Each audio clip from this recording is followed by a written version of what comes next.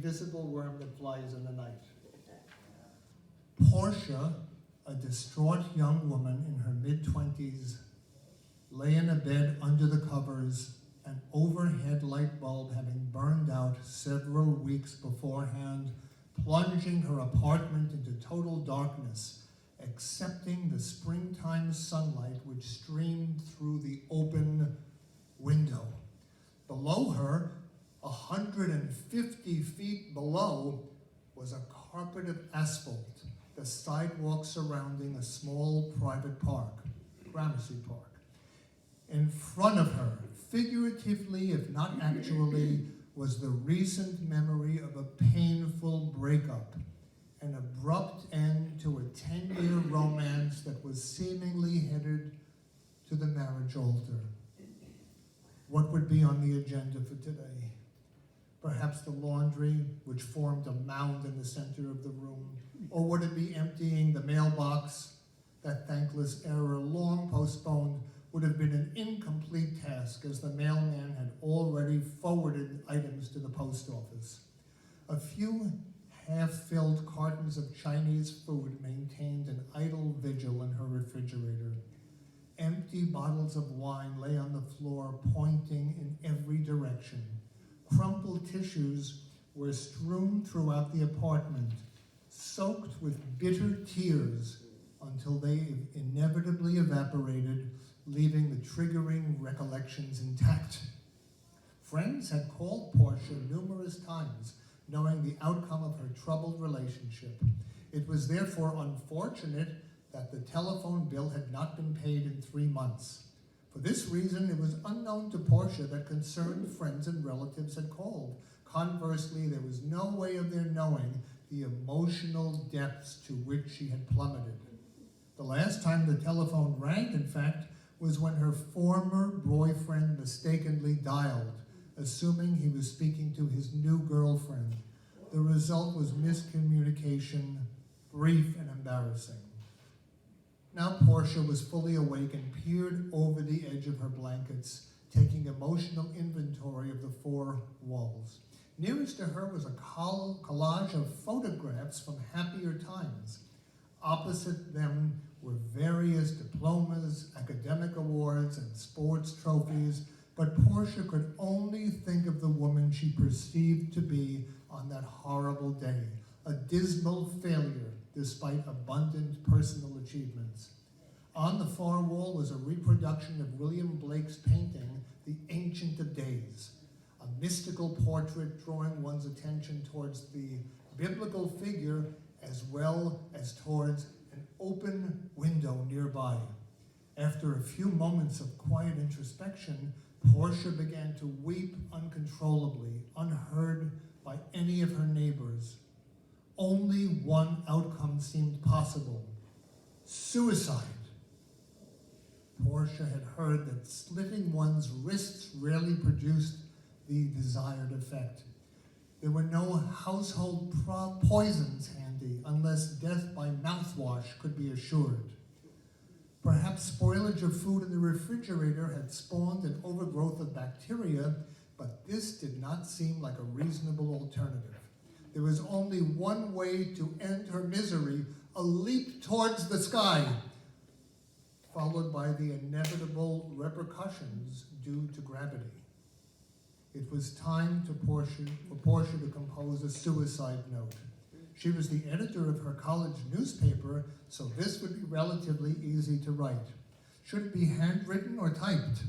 Should she include the phrases like "goodbye, cruel world," or was that too trite? There was also the issue of addresses to consider. To whom it may concern did not sound like a plausible opening. Best not to write the suicide note to anyone in particular. Should it be dated? Would it be helpful if she gave an exact time of her suicide?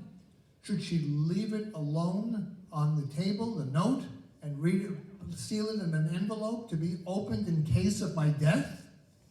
Well, that might be seen as redundant, an error she was taught to avoid in creative writing class. What about magazine subscriptions?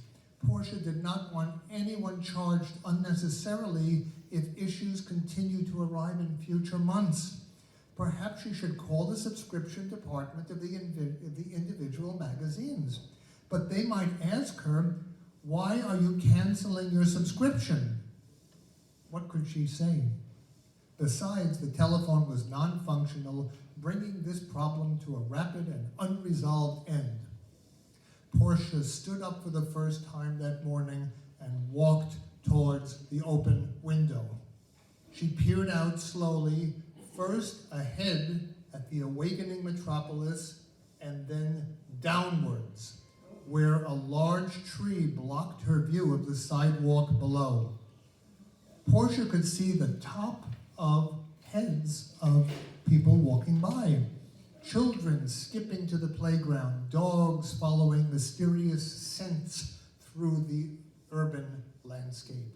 She stepped back into her apartment, her resolution temporarily shaken, then crawled back under the covers and in half-darkness pondered the arc of her life. To have come to this precipice after such a promising start, voted most likely to succeed, the queen of her high school prom, summa cum laude at an Ivy League university, a published author before 25, a handsome, rich boyfriend, eventually to become her fiancé until that dream dematerialized, causing her life trajectory to become a death spiral which would begin at the window of her own apartment. Now fully resolved in her mission, Portia wrote a brief suicide note. In remembrance of her religious upbringing, she prayed to a merciful God for salvation, even though she would be committing a sinful transgression. After scrawling an abbreviated farewell to all who might read her message, she signed the note with her full Christian name, Portia Muetta Napolitano, the final act of her earthly life. Portia began crying again, but steeled in her purpose, stood up, walked to the open window, and sat on the ledge, all the while focusing on the rising sun, now shining directly in her face, a radiant spirit drawing her closer to the end of her life. She could not see the city outstretched before her and dared not look down, lest her courage be shaken. Then, with a loud scream, she pushed herself off the ledge and launched her body into the void. At that very moment, Mr. and Mrs. Kelly were enjoying their breakfast in the apartment directly underneath. As he lifted a syrup-soaked piece of pancake to his mouth, Mr. Kelly heard a scream from above, an unusual sound at any time made more startling by its apparent location. Surprise was followed by shock as a human being plummeted earthwards. The alarmed couple raced to their window where they witnessed the most remarkable spectacle. Their upstairs neighbor had fallen onto the top of a tree, which, besides slowing the momentum of her fall, passed her body to a smaller tree, thence to an even smaller tree, and finally to a mere sapling approximately 20 feet from the ground, which gracefully bowed to one side and deposited the young woman gently on the pavement without a scratch. Wow. A small crowd gathered within minutes while Mr. and Mrs. Kelly alerted the police. Since a hospital was 2 blocks away, an ambulance arrived quickly. Portia, now on a stretcher, protected by a neck brace, her vital signs carefully monitored, was raced several hundred feet away to the local emergency room. A 30-second ride made more dramatic by a wailing, although unnecessary, siren. An astonished crowd had gathered around her non-lifeless body, then followed the route of the ambulance, a 2-minute pilgrimage. When passers-by heard about the incident and its most unusual outcome, They too joined the procession as if to share a communal experience in the miraculous resolution of a suicide attempt. No doubt their friends, as well as news reporters, would soon follow and maintain a thankful vigil.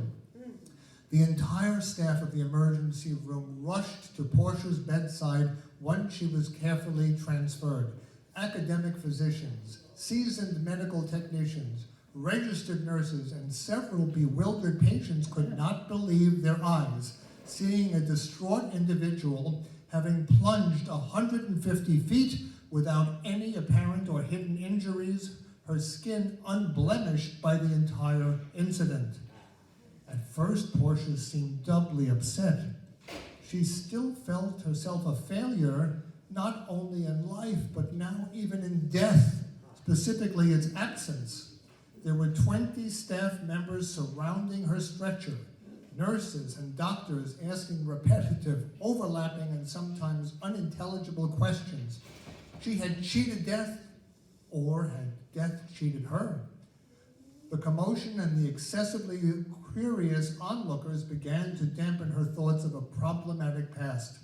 Was this a new beginning, a second chance?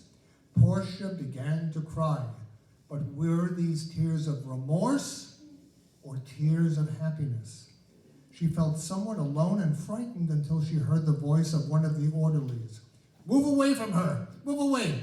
There's too many people here. Leave her alone for a while." Then she felt a hand on her shoulder. She looked up and gazed into the dark eyes of a handsome young man. "Don't worry, you're going to be okay. I'll stay here with you." The two stared at each other for an unusually long period of time. Portia noticed sweat running down the orderly's neck, a patch of chest hair revealed by his uniform, a deep voice, his warm hand. A wave of uncontrollable emotions rushed through her entire body, a phenomenon never mentioned